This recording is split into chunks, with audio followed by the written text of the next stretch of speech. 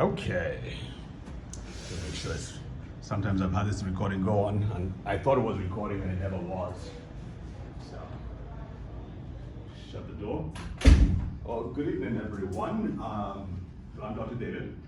We'll be talking about brain health, especially with regards to men, and the risk factors that people that men have that are unique to men for the most part. What to do to, shall we say, mitigate or avoid them. And I'll be pulling from some of the talks from what we talked about in the two previous discussions. This is actually my third part in the series. Vernon, okay, go ahead. This is actually my third part. And Anne, right? Pam. Do you mind telling me a little bit about yourselves before we get started? Just have an idea. Why don't you go first, Pam? Sure. I've been a member for 32 years. Member of the club. I'm a member of the club. I sit on the board of governors here. Wow. Okay. I came to Washington, D.C. from Iowa in 1984. Oh, and wow. I thought I would be here for a year and go home, and I'm still here. So. Oh, wow. Well, what brought you here in the first place? School? Really, well, I had graduated. I came out with a sorority sister, but she still had another year of school. I had graduated, so I just stayed. Interesting. And I got a job with an insurance firm, and I thought it would be good business experience, but for me to go home. And I just love the job. I love the industry, and I've kind of been in and around insurance my whole career. I see. So you're still in insurance? Kind of. I'm a purchaser now. I'm the director of risk management at the Catholic Diocese of Arlington. So I purchase insurance and handle claims, and we're self-insured, so there's a finance component to it. There's just kind of an organizational management component, and there's also a legal component because we get, unfortunately, sued from time to time. Well, the Catholic Church is a rich target, isn't it? They're seen as a rich target, so. Maybe not as rich as people think they are, but. Yeah, you can't fool them. No. Well, great. You're welcome. I hope we can offer some value for you today. Yep. And I have a 26-year-old son. That's why. You have a 26-year-old son. What does your son do? He's doing his MBA, and he's working as. He works for a federal contractor. Okay. And it's really good experience, but it's a really tough time to do anything with the federal government. Yeah. I love his boss. I've only met her once, but the way he talks about her, what she does for him, she really supports him, for continuing education. They're paying for like 40% of his MBA. I mean, a very, very generous package. That's fantastic. But I also think she knows how tough federal contracting is going to be, and she's just announced that she's going to retire. Mm-hmm. So he's not going to get the same supervisor probably going forward, and it may be a little tougher of a ride going forward. So she's kind of, I think, prepared him a little bit to, cushion and, be able to fend for himself when she leaves. I'm sure it'll be okay. Yeah. Yeah. I think so. Yeah, that's good. Good. Hi, I graduated from college with a computer science degree. Always wanted to do something with computers. I got a job with a company called EDS, Electronic Data Systems. Some of us may remember. That's a long time ago, isn't it? Yep. Ross Pro was the owner and president. Ah, yes. I was, my wife, first of all, I was raised in Texas and moved to California when my dad retired from the military. And so that's how I got to California, where I currently live. So I graduated, I got my dream job. I was wandering around through the job fair, and I was hitting every computer place, handing out resumes, and talked to the EDS people. A friend of mine actually worked there. I thought, that'll be a great thing. I got hired, moved to San Francisco, assigned to graveyard, and after 6 months I go, I hate this job. hate it. This is not what I signed up for. So I quit my job. My wife and I, we moved back to Sacramento. We had no idea what we were gonna do, except we knew we weren't going to be in San Francisco any longer. We ended up managing an apartment building, just happened to go in to rent an apartment, and the guy says, we're looking for someone who would be our live-in managers. You get free room, you get a free apartment, we pay you a little stipend. Life was good, Yeah. you could live on $100 a month then. But, so anyhow, I ended up getting a job at Radio Shack. I had to get a job. And so. In addition to the management of the. Yeah. Okay. Yeah. So, on December 23rd, I went to work for Radio Shack. 6 weeks later, I was promoted to manager, had my own store, worked for them for 22 months. 22 months. Now, while I was going to college, I worked in the fire department. I was called a summer help. I got hired in June, and I was supposed to get laid off in August, but the fire department kept us. This is an 80-person fire department. We were the grunts on, any dirty job, let them do it. No. I didn't care. This was great. I said, this is what I want to do. But getting in the fire service is very competitive. It took the 2 years that I was working at Radio Shack to get into the fire service. Is that the same place you did your summer work in? Or No, I quit that job. Okay. I quit that job when I got hired at the EDS. Got it. So anyhow, I left Radio Shack and went to work for the fire department. It was a 3-station, 80-person agency. You knew everybody, and firefighters worked 3 days out of 10. Now they work 48 hours on and 96 hours off. So they work 2 days and get 4 days off. They still work 10 days a month. It's just a whole different schedule. Okay. So, I'm living large. I'm working Sure. 10 days a month. Neighbors, you're always home. They would ask me, are you supporting your husband? To my wife. No, he has a job. Well, he's always home. He's always doing something around the house. He has a job. What's he do? Oh, he's a fireman. Oh, well, don't they have 8 to 5 jobs? No, it's 24 hours. Oh, so anyhow, I was happy. I went to work in 1976. In 1974, my world changed. The agency I was working for, all of a sudden we went from 80 people to 250. We were merged with a larger agency. I was a battalion chief, which meant I was in charge of those 3 fire stations when I worked. And all of a sudden, I became fire marshal. What the heck is that job? I had a 40-person staff who knew more about everything than I even could think of. So I was flipping through UC Davis course catalog, and I see fire protection engineering. I went, you know what? I think I need to sign up for this. So I went back to school, and this program was, once you start, you don't stop until you finish. So it's a quarter system.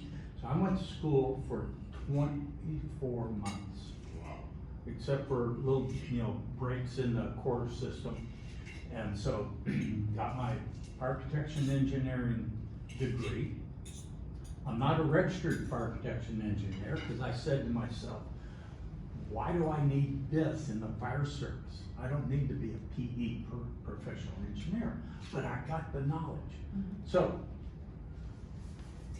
4 years later, we merged again with another agency. I was still the fire marshal, and the fire chief came to me and said, you could retire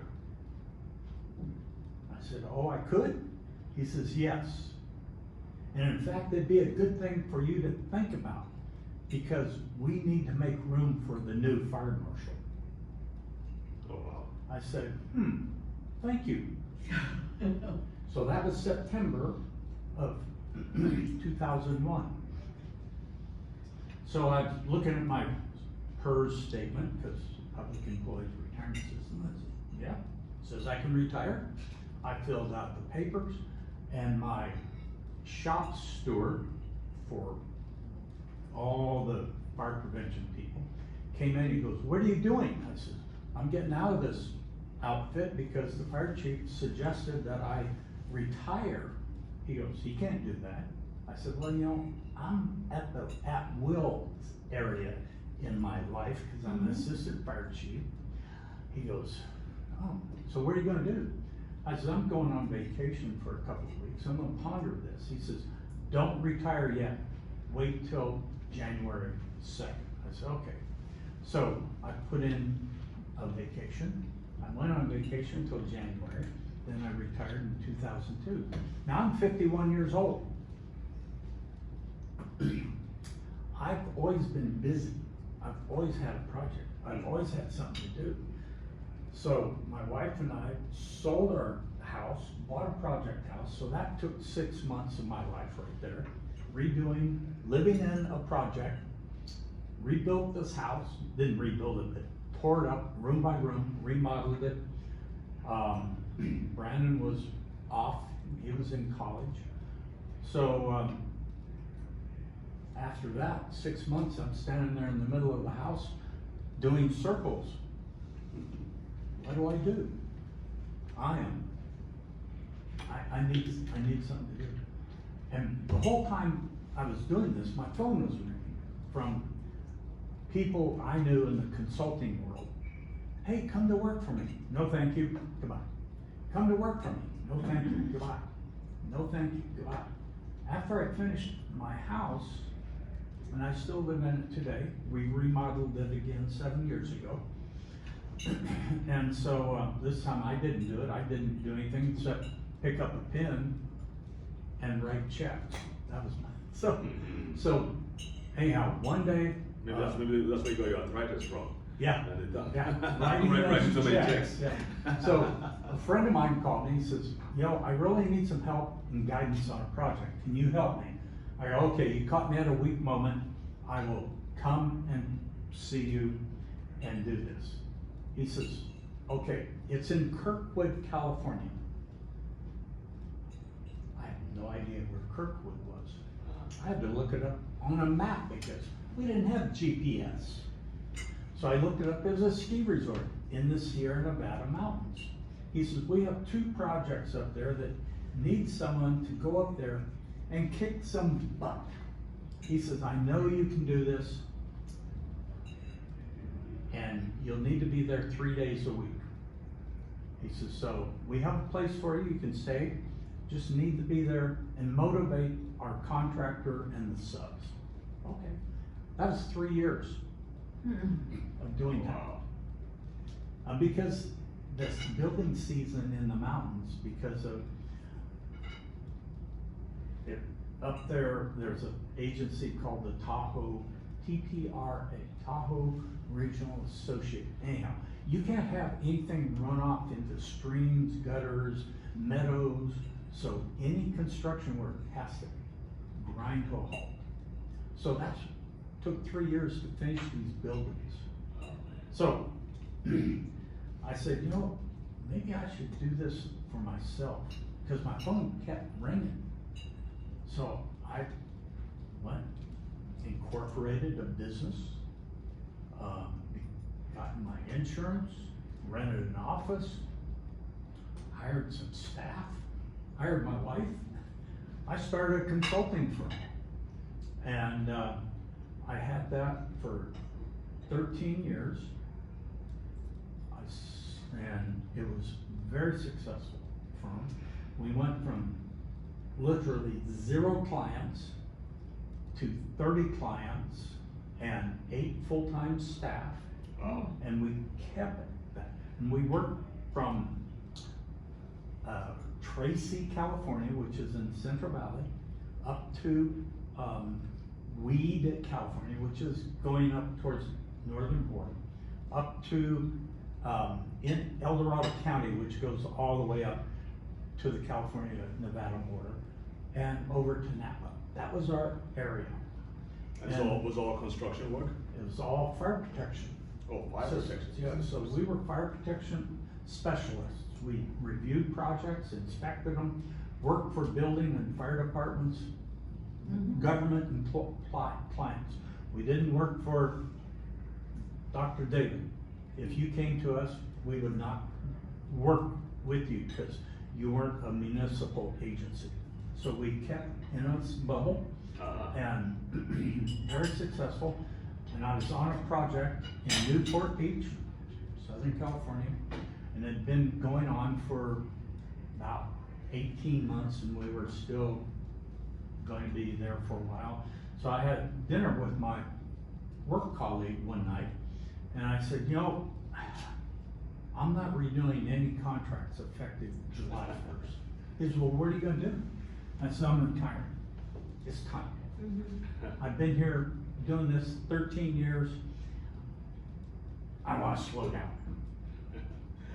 Slow down is not my nature. I was gonna say, are you capable of doing that? So, I hate to interrupt, but I want to be respectful of everybody's time here. 2 more minutes. Okay, fine.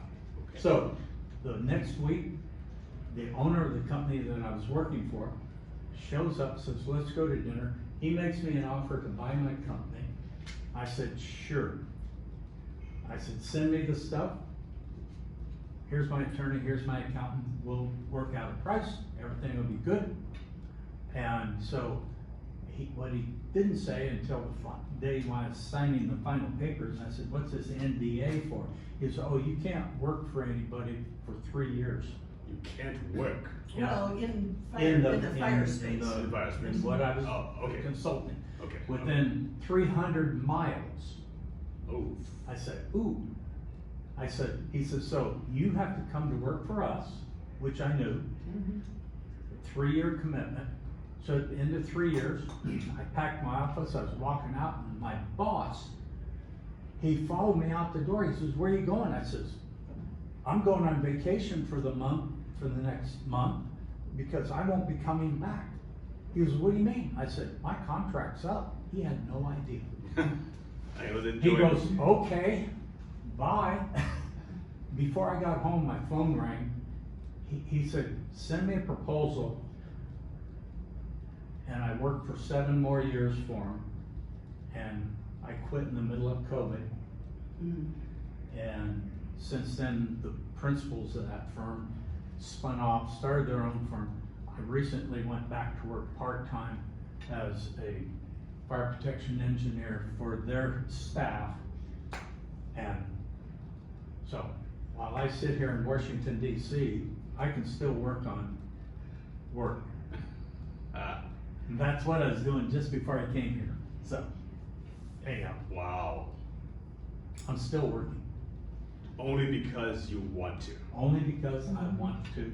I enjoy it. It brings me, my wife goes, why are you still working? I go, well, you know, you want to live in DC part-time, and, you know, this supports it. It's expensive. Yeah. Oh, that's great. That's beautiful. I am. I love what I do. I love the fire service. It's the best job ever.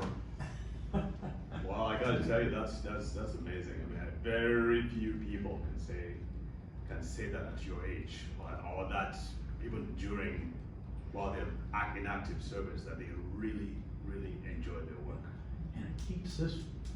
I think that. Yes, that's the key right there. Keeps you alive, keeps you healthy.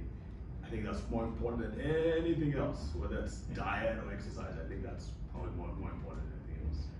So, but we still have Sorry some it takes so long. No problem. I mean, that was good information. I just wanted to be sure that, because I know that they might. I don't know if they're gonna Bring your dinner? bring dinner, but more like book the room for something else. I just don't know what's going on, so I didn't want. I want to make sure I give you the value that that I hope I can give. Who's coming in? Hi. Hi, the boss. Yeah, the boss. Oh, the boss. The boss is here. Sorry. No problem. You're welcome. He's the manager here. He's the general manager. Yeah. Oh, it's general manager. Yeah. Okay. Oh, nice. Okay, so let's talk about dementia and brain health. And thank you for the contributions, please. I mean, I'm sorry I interrupted, but just wanted to make sure, like I said. This is a passion of mine. Pam, you probably could have noticed that when I spoke last time. But I gotta tell you, since then it's become an even greater passion. Because one, dementia is increasing exponentially. Not just in the US, but around the world. I mean, in third world countries, I used to think, when I was in medical school, almost 30 years ago now, I used to think dementia was the disease of the really, really old and decrepit white person. Yeah.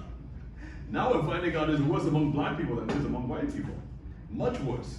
And I'm getting more and more calls from Nigeria, where I'm from, asking for help for a loved one with dementia. And so I'm actively treating dementia. So most of my patients are virtual. And I have a unique approach to it because right now there are no medications really that can even reverse memory loss. I don't know if you know that. I mean, if you have memory problems, your doctor's just going to tell you, well, maybe lay off the meat, lay off the alcohol, stop smoking, but there's nothing active that you can do to actually reverse memory loss, which is a sad thing. I mean, I can do that easily because my approach is we use to look for building blocks, mainly nutrition, not dietary nutrition, but heavily concentrated nutrient supplements. We call them nutraceuticals, but I use the word supplements. I hesitantly use it, but that's the closest thing to explain what I'm doing. Yeah, nutraceuticals are like a cross between supplements and actual medications. So the supplements are they're made in the kind of the same scientific rigor that you would make the actual medications. But they are all natural and they're targeted towards some basic physiology or biochemistry in the human body. And I've been doing this now for over 10 years. My organization is called the Brain and Body Foundation. And we started with kids with severe brain damage, everything from cerebral palsy to autism to epilepsies and so on. And so that's where we really cut our teeth, understanding how the brain works and what you can do to biohack the brain, so to speak, and make it work, make it reverse course if it's going the wrong way, and help it repair itself. And there's a lot that can be done. Surprisingly, I would never believe it was possible until we started doing what we're doing with kids. And so basically, and this was all under government supervision because we were doing things that were outside the box. Like I said, there are no medications now to treat any kind of real serious brain injury. So we had to get the government permission to do what we're doing. And then in the process, we started having, because of our success with kids, we started having adults coming to us with strokes, Parkinson's, and dementia. So essentially what we did was just to apply what we had done in kids because we found it was effective and safe, and we basically applied that to adults. And I've been teaching about that for years now. I moved to the US about 5 years ago, 5 years in September during COVID. And the first thing I started looking out for was dementia because I saw that there was a big problem in the US. I volunteered with the Alzheimer's Association and I started speaking for them. And I realized the problem was a lot worse than what I had thought. One, there was a lot of ignorance. And two, it seemed like even the doctors didn't know what to do about it. So this is my passion. It's a two-pronged. I love to teach, and I feel that people need to be aware about their brains and what they need to do to keep their brains healthy. Many people are actually doing the complete opposite of what to do to keep their brains healthy. And they think they're doing the right thing. So they're doing A when they should be doing B, and they think they're on the right track, and no one's telling them they're on the wrong track. So a lot needs to be done, and then, of course for the healthcare professionals as well, I feel that there needs to be a lot of training for them. And I believe that everybody from pediatricians to pathologists need to be taught about these things because this thing is taking over the world, I tell you. It's the #1 cause of death in the UK. It's the #1 cause for death among women in Australia. and it's rapidly rising in the US. So today we'll be talking about this with regards to men, and I'm going to go over some basic things here. So I've said a little bit about me. The statistics are not good. The number of people in the US who develop dementia each year will double over the next 35 years to about 1 million annually. And it will triple among Black Americans, which is not good. And this is what the brain looks like. It's not just a psychological thing. There's an actual loss of brain tissue. As much as 30% or over of the brain is lost when a person has full-blown Alzheimer's dementia. So it's a big problem. It is not impossible, not insurmountable, but it's a big problem nevertheless. Quick definition, because I find that we've got to always let people know what it is. I'm sure you all know what it is, but I found in several places I've gone to speak, after I've given an hour lecture, they still walk up to me and they say, "So what is dementia?" And I'm like, darn it, I didn't say that. So it's a syndrome. It could have, there are 4 or 5 different things. But memory, but not always. There are people with dementia who have no problem with memory. They might have problems in the other areas, like mood control, thinking, planning, navigation, behavior, and so on. And this is the umbrella term. So dementia covers about 100 different, there are about 100 different dementias, probably more. Alzheimer's disease, which is the one on the left there, is the most popular, the one most people are familiar with, but there are others as well, okay? And we'll talk about what Alzheimer's is. Here are the list of the things, about 5 different things that kind of relate to dementia. So before you say a person has dementia, it probably has about 2 or 3 of them. And that's another picture here. You see language difficulties, that's another one. Disorientation, changes in mood and behavior. It's amazing, ChatGPT just produces a picture for you, just out of thin air. I'm like, golly, we are in trouble in this world. So what is Alzheimer's disease? I'm going to just put it to you straight, all right? There are lots of definitions. I think most of them do not meet the mark, and I don't want to be disrespectful. But essentially, Alzheimer's disease is the brain saying enough, and it proceeds to shut itself down. That's scary. Yes. The brain, so part of the problem is that the brain is turning against itself. Now, you won't hear that from most people.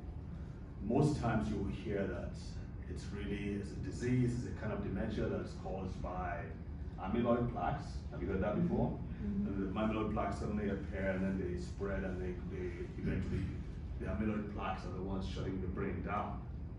But that has been shown to not be accurate at all. Again, I say it with fear and trembling, but the truth is amyloid plaques can happen for several different reasons. You can lose sleep and have amyloid plaques. You can have stress, you can be stressed and have amyloid plaques. They have not been able to prove conclusively that is the amyloid plaques that is causing dementia. The truth is the dementia that is causing the amyloid plaques.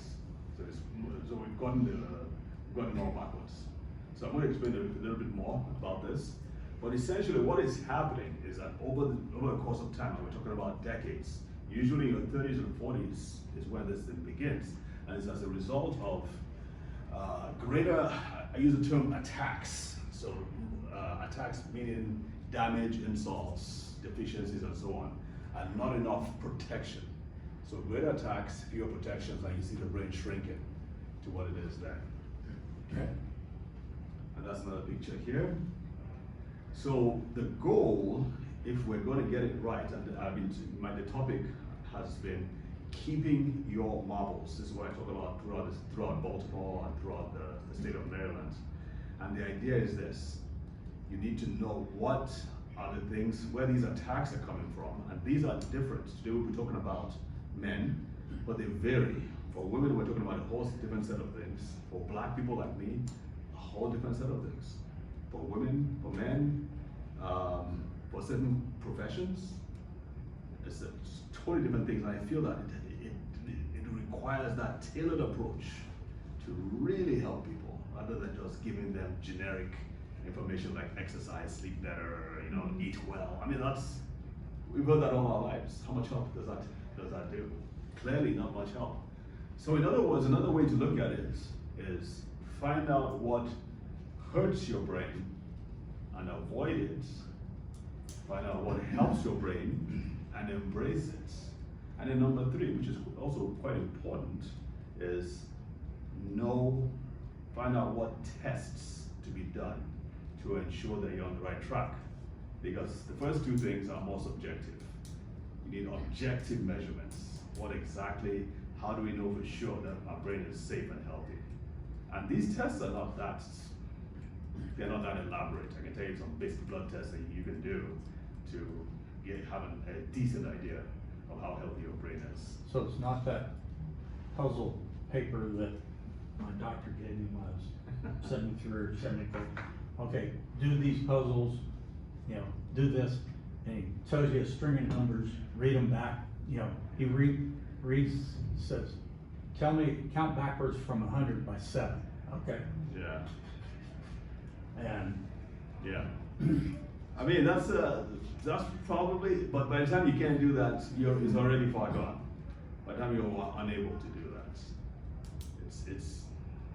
we want to be able to catch it before then. Oh, yeah. But it's a good way to at least to screen for who is who. But and again, you have to wait for a long time to see the doctor, and basically in the U.S., fine, you get better access to healthcare professionals. Places like third world country, and I always think in terms of most basic things, because I was raised and I work in a third world country where we have nothing, not even insurance. So I had to learn from the ground up basic principles, first principles. But yes, that's a good point.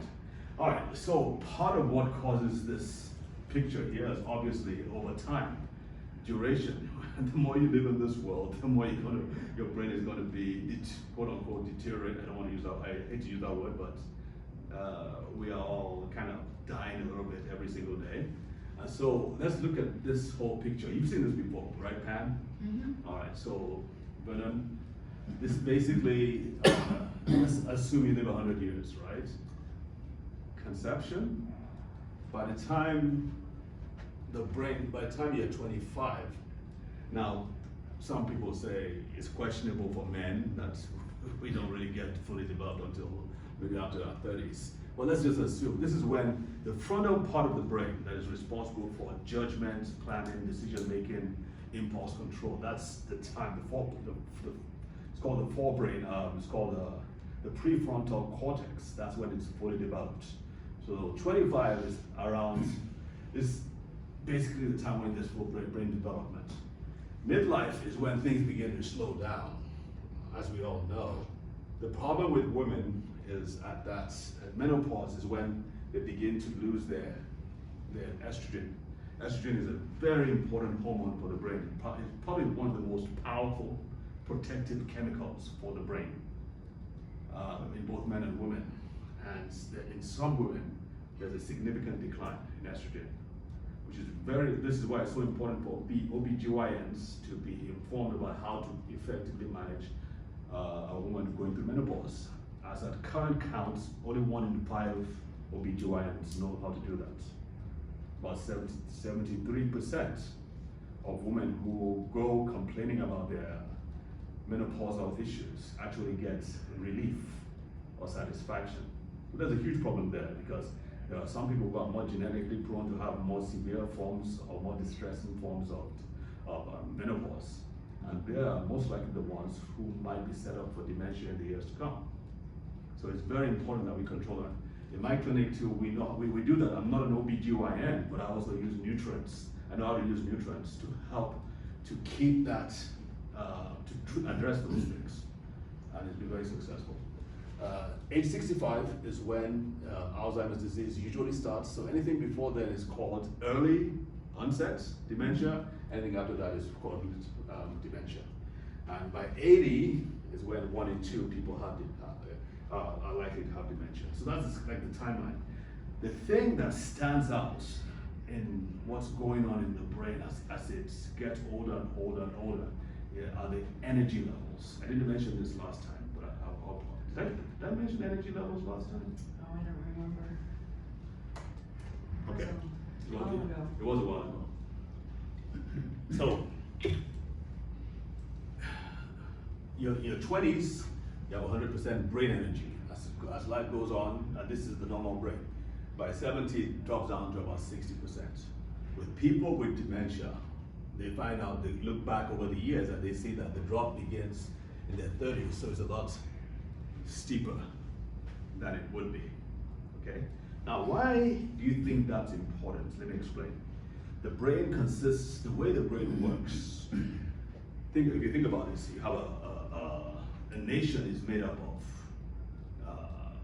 the family units, the parents and the child or the children, then they make up the village, the local governments, the state, the city, the state, and so on.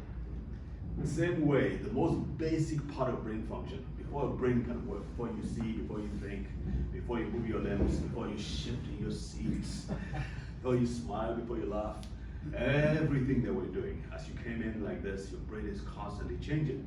And it's changing because two brain cells are talking to each other. So one brain cell sends signals to the other, and it goes on like that. One brain cell can connect with about 10,000 to about 40,000 brain cells. The entire system is called a network, or the synaptic network. It's about 100 trillion connections. Huge number. I don't know who sat down to count it, but I'm not going to try and count it myself. So we'll just take their word for it. But it's a huge thing.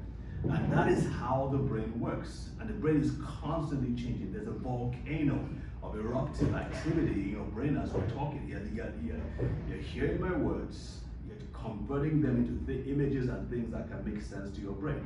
The brain is not, when you walk out of here, your brain will be a different brain than what it was when it came in. Now, to do that and to maintain that requires a lot of energy. How much energy? Over 60%. Over 60% of what the brain needs for its overall energy goes towards maintaining this network, right? So that's where the problem lies. If you don't have enough energy, there'll be glitches in this network system. As a computer scientist, you probably understand that. There'll be glitches, and you start seeing things. People begin to, some people call them brain farts. Some people call them other things. But you see those glitches when people start to do things or say things that they're not aware of doing that. So what can cause these drops in energy? And I want us to set this foundation before we talk about what happens among men. I have what I call it the dementia's dirty dozen, because there are 12 areas or 12 things or categories of things that can lead to a drop in energy levels. Did you notice anything, any pattern amongst all this? Anything that stands out, any commonality here? They all start with I. There you go. I have a question about imbalance. Yes, sir. Imbalance, is that walking, or is that misjudging things, or what? No, it's more basic than that. Imbalances have to do with the chemicals in the body. Okay. Yeah. So, like speaking about menopause, there's an imbalance of progesterone and estrogen. And then there are neurotransmitters. There's an imbalance in neurotransmitters. That's why you have some certain mood disorders. Yeah. So, illness I get, injury I get, Mm-hmm. insult. Yeah. Is that the person who is maybe having signs of dementia insults people? No. Yeah, I know. That's what people think a lot. It's actually meant to be toxins. It relates to toxins, whether it's you were talking about diesel exposure to diesel gas and to mold exposure and all that. It should have been toxins, but think about it. But if I put a toxin, then that would mess the whole picture up. You lose out of all your eyes. I could not claim it also. I was with the eyes, so I had to settle it was an insult. So there you go. Actually, I mean, if you have an iPhone, I actually have do you have an iPhone there? I have a QR code that you can just scan and then take you to a page where you can download. I wrote an ebook. I have an ebook that I wrote for the Dirty Dozen that lists each of them out and explains them. So Insulin resistant, you know, people either seem to be prone to diabetes or they're not. So, you know, like you said, your son is somewhat sedentary. yeah, That would, in my head, say, you know, you can be prone to early stages of diabetes Yes. just because of yes, lifestyle. Yes. My niece is yes. very overweight Mm. and very sedated. Mm. And, yeah, just recently she, hey, look, I got my insulin thing. Oh, no, I okay. said, well, that's not good. Yeah. So, it's good that she has it under control, but, anyhow, so. Yeah. Yeah, insulin resistance is a big one, a really big one. And are you familiar with the term insulin resistance? It's okay. It's a predisposition to, your body can't handle all the insulin, or it's a predisposition to diabetes? It's a step before diabetes, but it's a whole spectrum. I mean, the older you get, the more insulin resistance you get. So you have more insulin resistance you are now than when you were in your 20s, for instance. Yeah. Most people, and it doesn't mean that you're a step closer. I mean, it's a step before, it's several, in some cases, it's several steps before diabetes, right? It's just a question of the body not responding to insulin like it should. And this happens in the brain as well. And I give another talk where I explain that, but this is not the time for that because we're going to be talking about men, and we want to question why are men more prone to it? We're finally getting What was the last one? last one. Oh, sorry. Immune dysfunction. So things like autoimmune conditions like multiple sclerosis, myalgia, lupus, and so on. There's been an explosion, by the way, in autoimmune conditions in the last few years. By the way, a lot of things have exploded since COVID, by the way. There's been an increase in dementia cases since COVID. Okay, so what I do you want to try that? You get that? You had a QR code. QR code?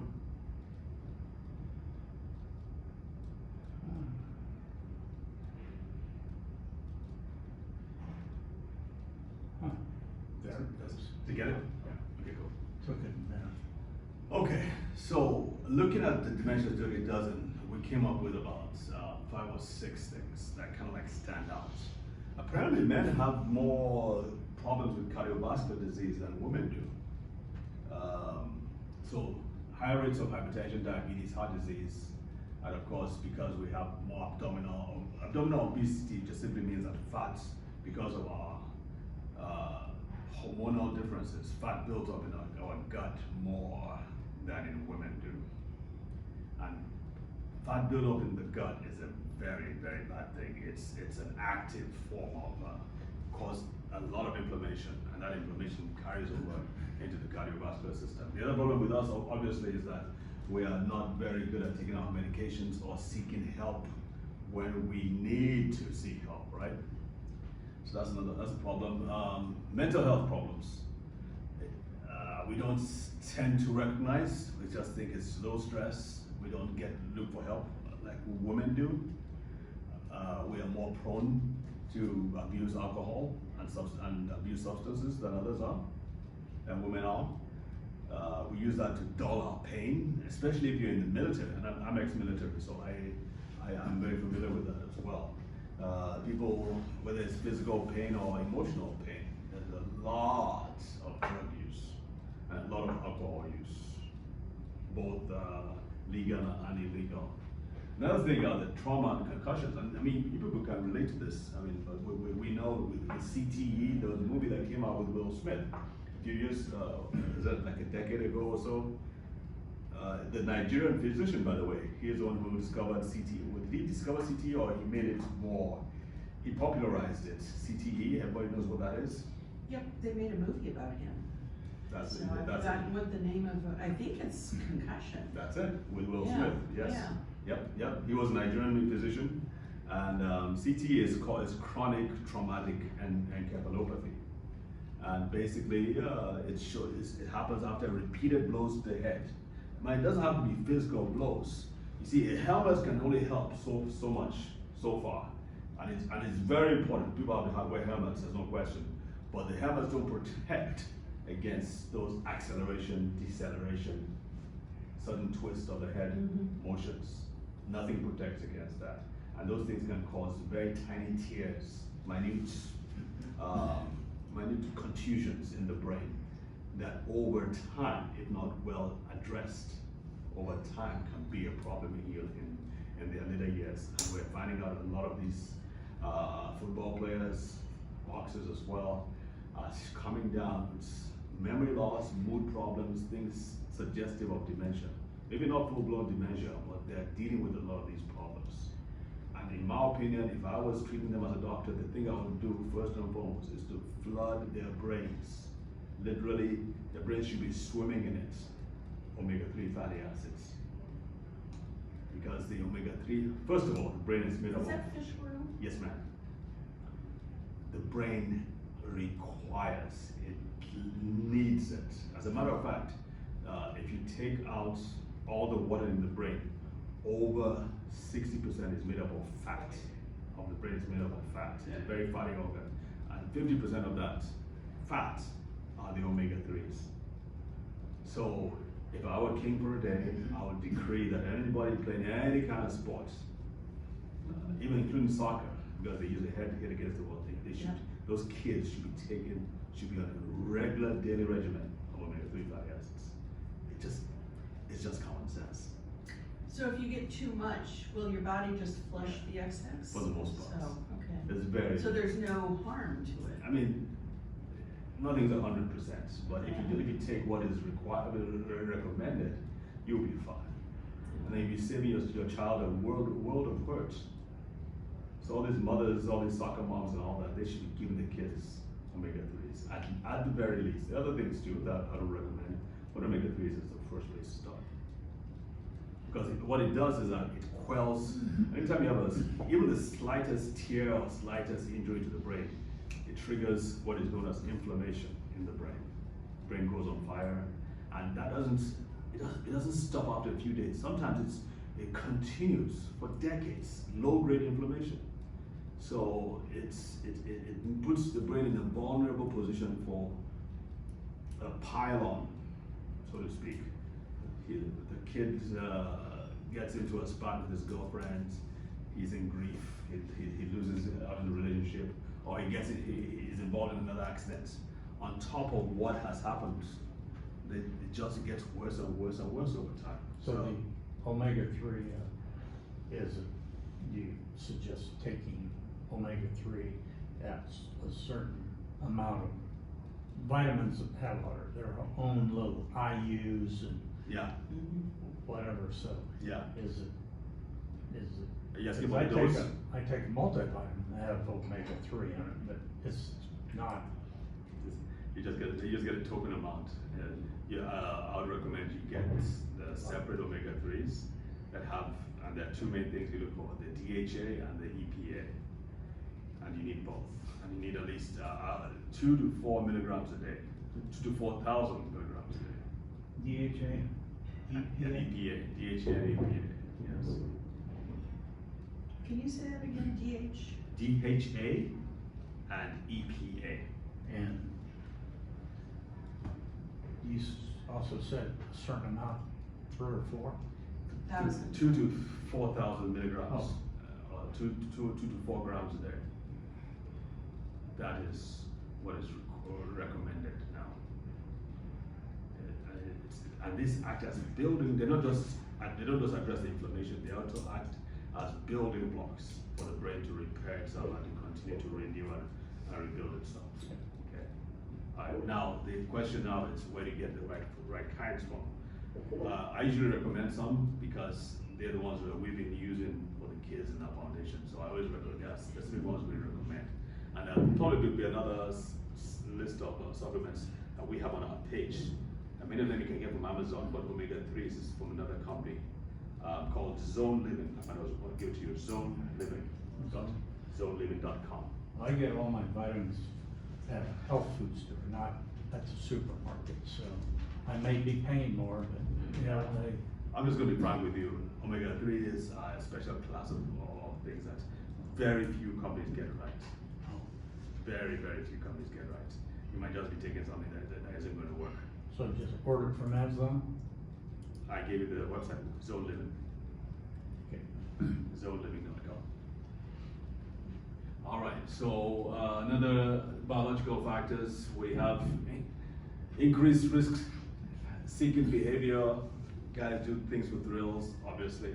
And once you have one injury, a hit on a motorcycle, a fall on a motorcycle, that can, like I said, it can go on for quite a while, for decades.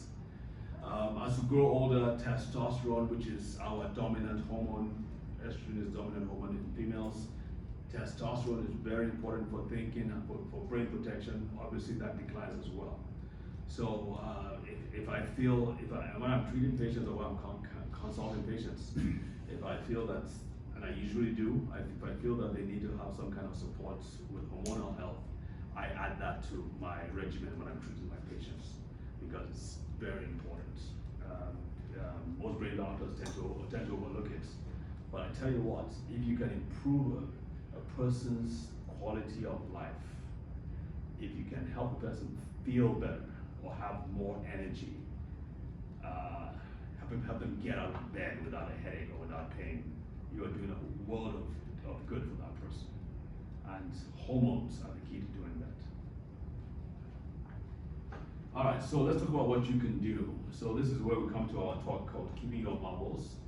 If you picture your brain as like a community, a castle, a community of people, right? I mean, this is a little smaller than what it should be, but let's say that the community lives inside there, and the various activities are carried out, economic activities, agricultural activities, political activities, and so on. And of course, reproductive activities, because no community can ever survive for long periods of time without reproduction, yes? Then you have the moat around, and you have the defensive walls and the fortress, and so on. And of course, you're gonna have an army that protects it. So you think about your brain that way. The brain is surrounded by fluid, that's the moat, and it has also defenses at different points. So I have an entire course that I teach called, that goes through each of these. So the idea, like we said at the beginning, is to know where these attacks are coming from. So we want to reduce the attacks, make sure the defenses are well strengthened and supported, and of course keep your numbers right, because your brain is constantly being affected by all kinds of attacks. But we also have the good stuff. The problem is that most of us don't know what the good stuff is and how to use the good stuff, and we don't know what the bad stuff is. So I'm going to point to a few of these things. So they have the three pillars: greater attacks, fewer protections, lack of prompt, early, and effective medical intervention. When things go wrong, especially with men, even when we are told, and I have a lot of patients like this because I know it's only when the spouse or the kids really force it upon them. Maybe take away the car keys, for instance. That's when they come to their senses and they seek help. But for the most part, they don't. And I really feel that this needs to be emphasized. So to turn it around, let's talk about some of the things that you can do to reduce the attacks. And as on the left side, so we want to reduce the red, increase the green. The first thing that comes to mind, I gotta say, especially in this American world we live in, is that we are taking a lot more sugar than our brains and bodies can tolerate. And I don't want to step on any toes here, but it's just a fact. Because if you think about it, what you're seeing in front of you is a teaspoonful of sugar. That amount of sugar is what your body is comfortable with. On a 24-hour basis? After a meal, maybe you had like 20 teaspoons. Let's give that. Let's say a meal puts in about 20 teaspoons. A sandwich can have about 10 teaspoons of sugar. Bread has a lot of sugar, by the way. And I don't want to make people feel bad. I love bread. I know. Bread is the American way, right? But it has a lot of sugar in it. So what I'm trying to say is this: after a meal, So 2-3 hours after, your body's going to work, do everything possible to drive the blood sugar levels down, level of a teaspoon. Okay? So every time you eat, it's going to work its magic, do everything it can to bring it down. Why? Because high levels of sugar can do a world of damage to everything, every part of your body, including the brain. Now, you may not feel it at once, but again, over time, it has its effects. But you're talking processed sugar, so No. you're not talking fruit and hopefully not wine. So- I'll tell you whatever you want me to tell you. What do you want me to tell you? Well, but no. I've heard fruit is healthy sugar though, right? So if you've got, apples and oranges and pears and that's fructose, not that sugar, processed sugar. Well, processed sugar has equal parts glucose, equal parts fructose. Oh, Yes, so it's a combination of fructose and glucose. To answer your question, sugar, as they say, sugar is sugar. It's still, if you add everything up, you've got to include the sugar from the fruits as well. And yes, apples and pineapples have a lot more sugar than other things like, watermelon, right? They're good because they have other things as well, which are protective, like the fiber and the other chemicals that are helpful. But they still contain sugar. So wherever the sugar is from, whether it's processed or non-processed, you've got to take all that into account, that you're putting sugar into your body, okay? So what we need to do is be aware of these things and also try to reduce the sugar load.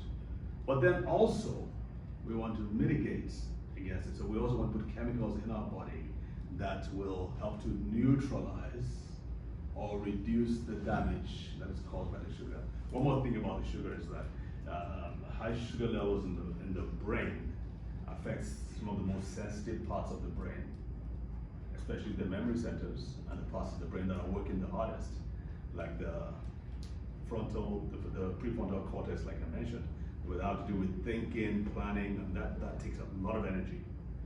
And sugar can get in there and disrupt that. So it's very important.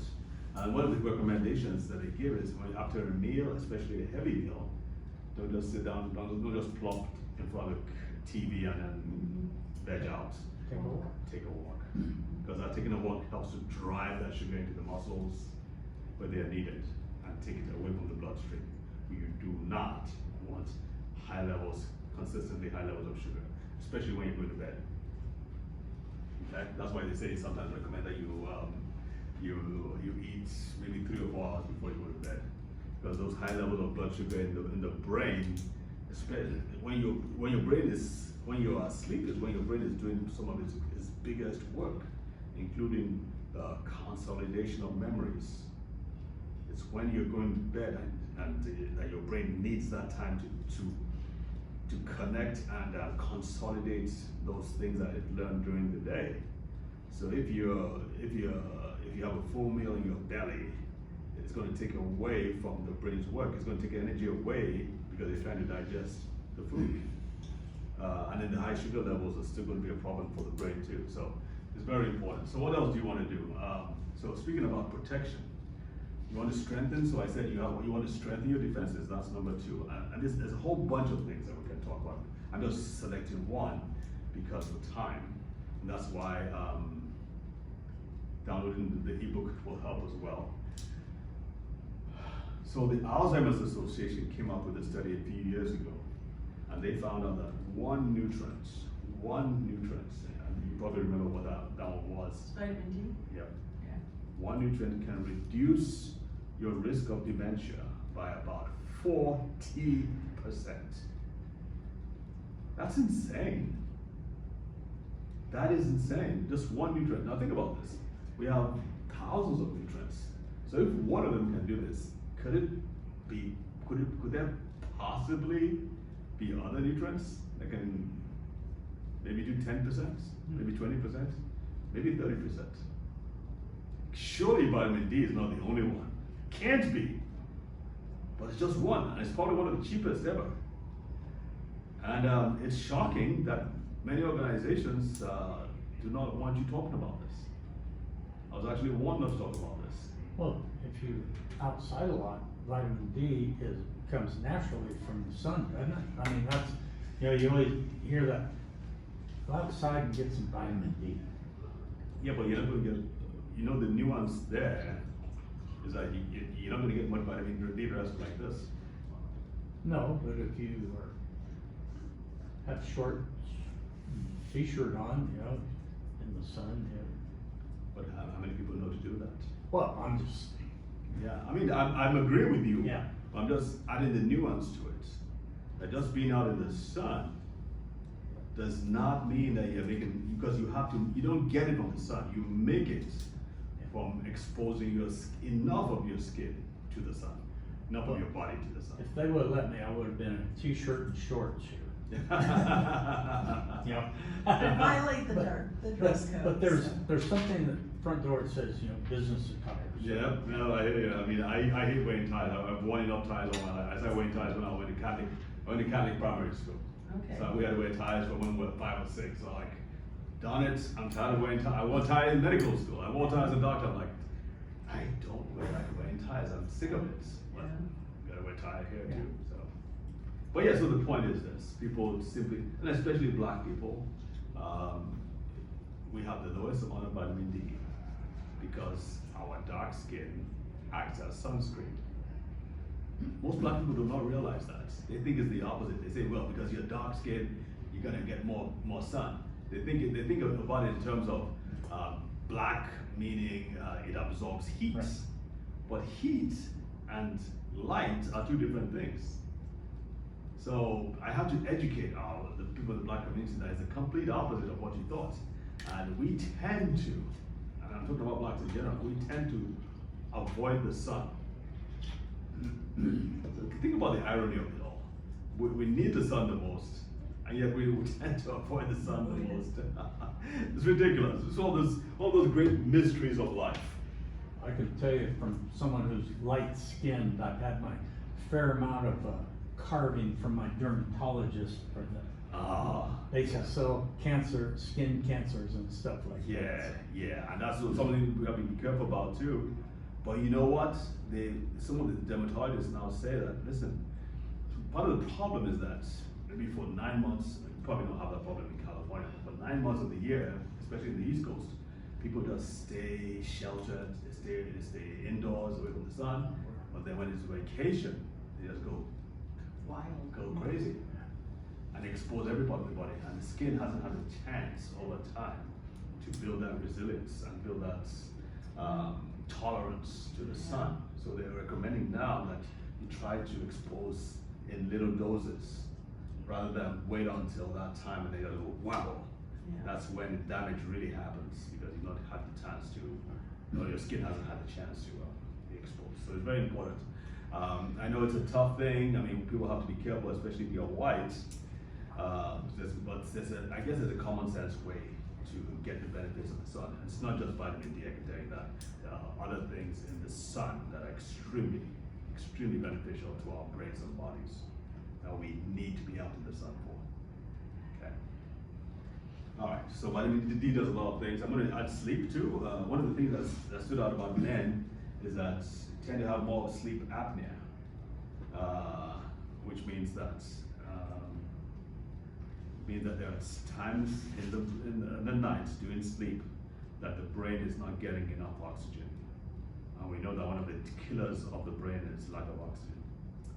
So if spouse talks about your problems with sleeping, if you're making too much noise, if you're snoring a lot, it might be good to go seek medical attention, maybe get a sleep mask. Or I found out too that even vitamin D helps with sleep a lot, and there's another B vitamin, vitamin B1, that's shockingly has been very helpful for people with sleep apnea as well. So, Now, is there dosage recommendations for D3? so the standard dosage recommendation, in my opinion, is ridiculous. Oh. Yeah, it's like 400 to 800 international units. I think it's ridiculous. I personally, so I'm going to tell you what I do for myself and my patients. I'm not giving you medical advice. For my patients, I recommend 10,000 international units a day. Yes. Seems like a lot. It seems like a lot, but think about it this way. What we're talking about now, if you go out in this, and there's a lot of research behind what I'm saying, by the way, a lot of research. If you go out in the sun, as a, let's say 25-year-old, because that's when your skin works, go out in your shorts and t-shirts, assume you're 25.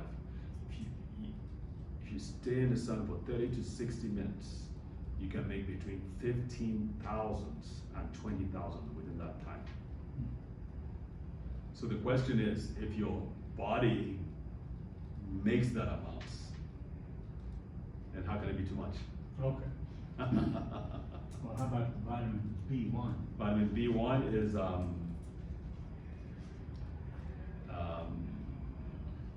have to get back with you on that. There's a range. It's about 300 to 600. Okay. But there's a specific form. So I mean, get my information and I'll let you know. The advice is to get it as part of a complex, so it's not just B1 specifically, but there are some B1 companies that make it in a specific way. I hesitate to give you the exact doses because it's also based on the brand. So there are safe brands and not so safe brands. So I'm very careful not to just give a blanket statement. One other thing about vitamin D3, the main concern that doctors have about giving too much vitamin D is that the higher calcium levels, because that's what vitamin D does. It helps to absorb calcium from the gut and from your food. So it can raise calcium levels. What a good antidote to that is to take a combination of vitamin D3 and K2. What? What? Vitamin K2. Vitamin K2, what vitamin K2 does is that it takes the calcium out of the blood and drives it into the bones. Into the bones and teeth. Yes. As a matter of fact, in Japan, they treat osteoporosis, especially in women, by giving K2.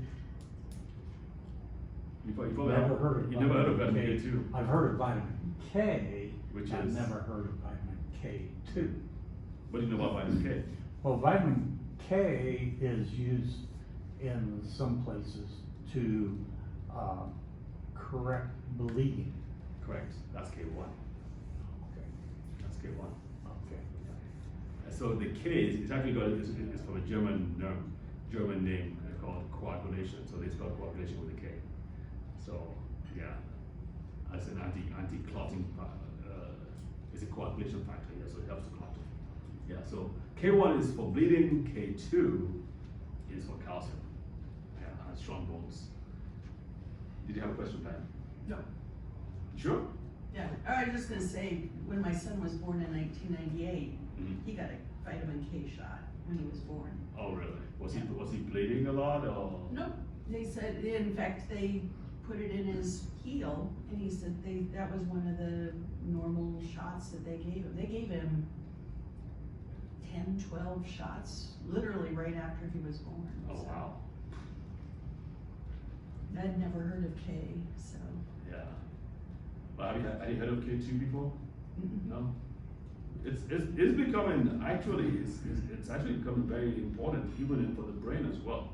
They're finding out it helps with brain function as well. So if you're going to take a vitamin D3 supplement, I would always recommend that you take a D3/K2 supplement. And there are some I recommend on Amazon. The particular ones. I have a web page where there are specific supplements and brands that I recommend on Amazon. Well, I found one here, K is Nature Mark, which you see in Walmart, CVS. Yeah. But it's a D3K2. Okay. Are you on Amazon? No, I just Googled Okay. vitamin K2. The one I use is Bronson. Bronson, BRONSON, and that's it has a D3K2 combination in Amazon, and it's worked well for me. Okay, so moving on. Number 3, the tests.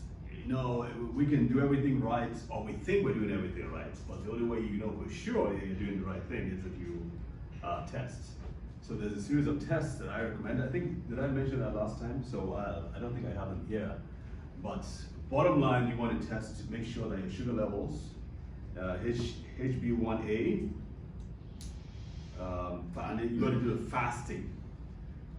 So fasting blood sugar, fasting insulin, and the vitamin D3 levels. These are absolutely basic.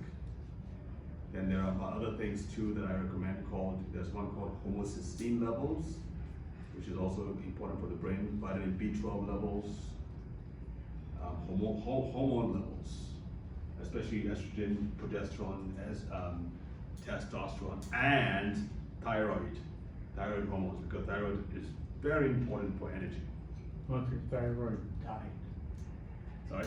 mine died. Your thyroid died? What do you mean? What do you mean it died? I had a heart attack that killed me during the heart attack. I don't know. Yeah, I never had a thyroid issue. You know, when you have a heart attack, all of a sudden you become a pincushion, and doctor says, "Here's thyroid. You ever had thyroid problem?" I go, "Nothing ever." He goes, "Well, your thyroid function test is not functioning." Huh. Yeah. So Did they do anything about it? oh yeah, I'm on. Yeah, I'm the on Synthroid. Synthroid. Yeah. Okay. I've been taking that for 9 years. All right. So maybe when they were resuscitating you or something? Or, you know? Well, they shocked me. They shocked you, They yeah, had to that's what- convert me. It's part of it, and then so anyhow, so yeah. Bless your heart, you've gone through a lot, Vern. Oh, glad we're Thank you, the fire service. Oh, I'm glad to have you still have you with us for sure. All right, so this is the range, 30 to 100 nanograms per mil. This is what is accepted. Most doctors, unfortunately, if you have it like 28, 29, they're fine with it. But I gotta tell you that the higher, I mean, why would you accept 30 or 40 anyway? Does that make sense? If the range is 100, I tell you what, if you ask the man, if you told a man the importance of testosterone and you told him that the range from, if you know what testosterone does, I mean, amongst other things, it helps with the, what you call it, libido, right? A couple other things. If you told a man the range was from 30 to 100 for his testosterone levels, what do you think he would choose? 100.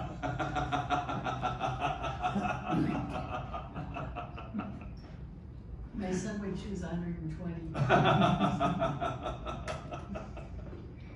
There you go.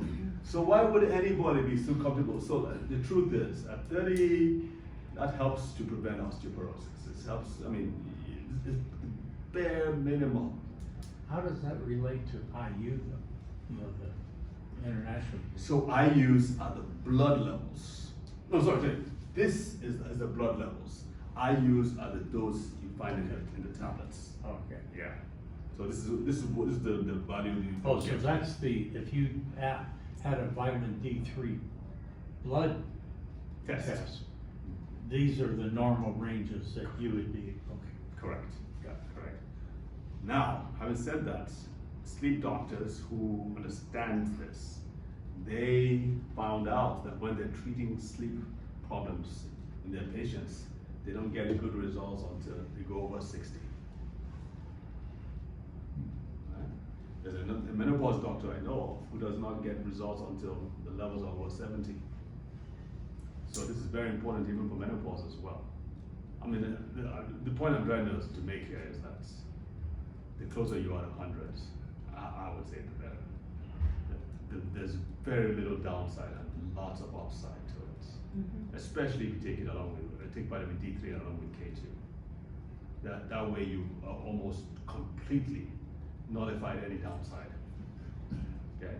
And this is so simple to do though. I mean, we're talking about $20 that can last you for like 6 months. Mm-hmm. Maybe that's why people don't want, I mean, I don't want to be a conspiracy theorist, but this should be shouted from the rooftops. This is one of the things, think about it, 40% protection against dementia if your levels are high enough. By the way, during COVID, many of the people who had severe COVID and died were those who had very low levels of vitamin D, by the way. And they've done studies in several different countries that prove it. So it's not just for brain health, for a whole bunch of other things. It just makes sense to ensure that your vitamin D levels are normal.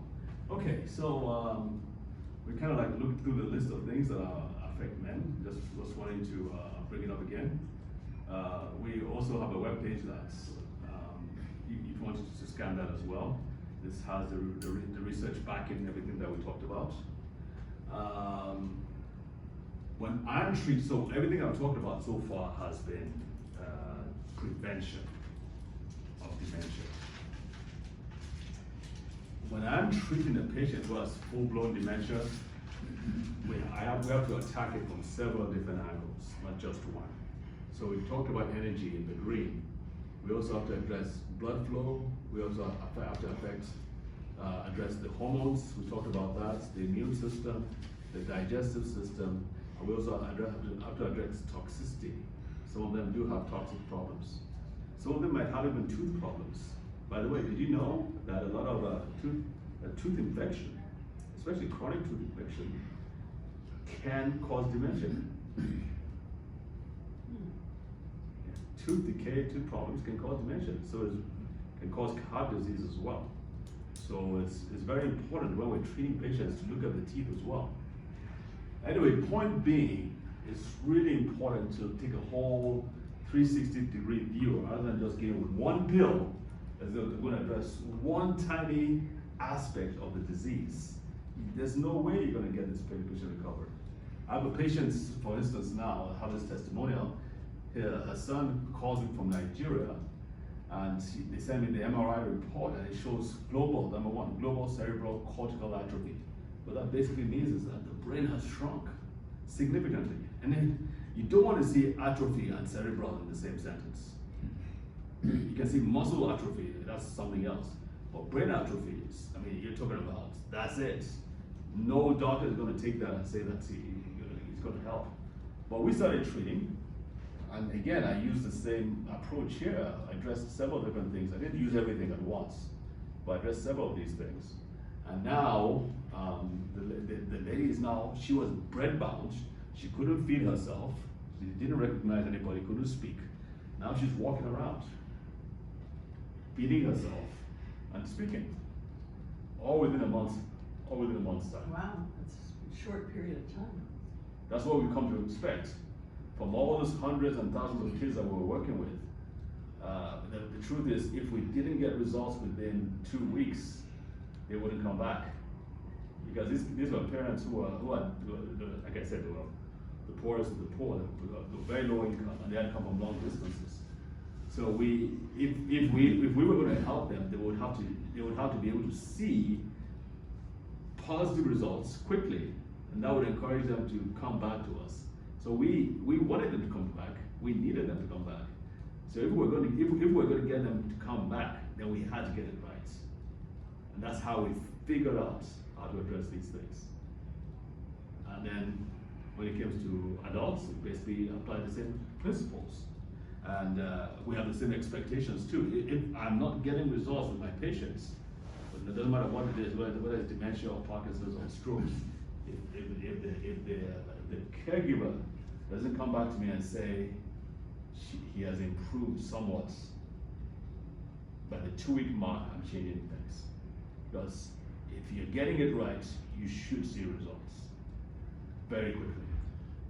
You mentioned Parkinson's. Yes, sir.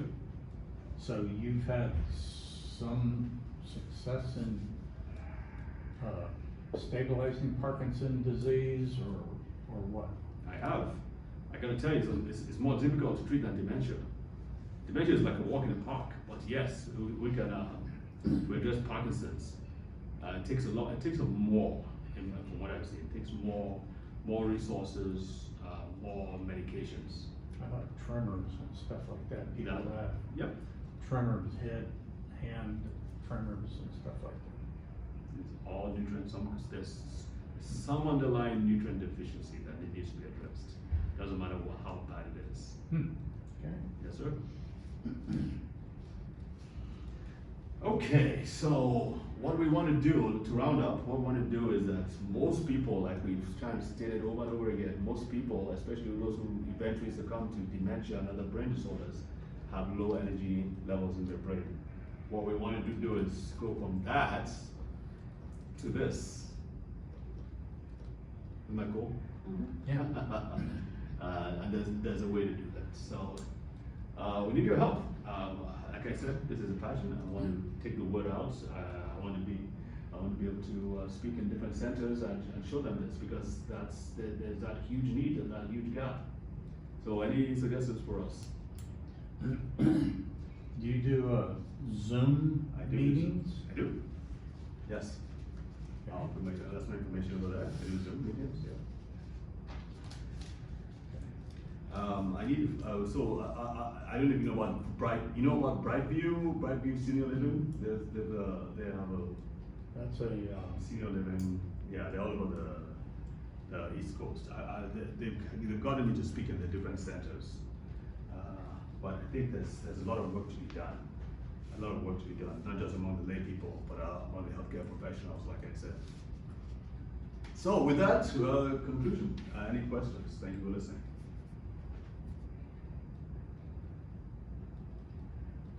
So any advice for a 26-year-old boy?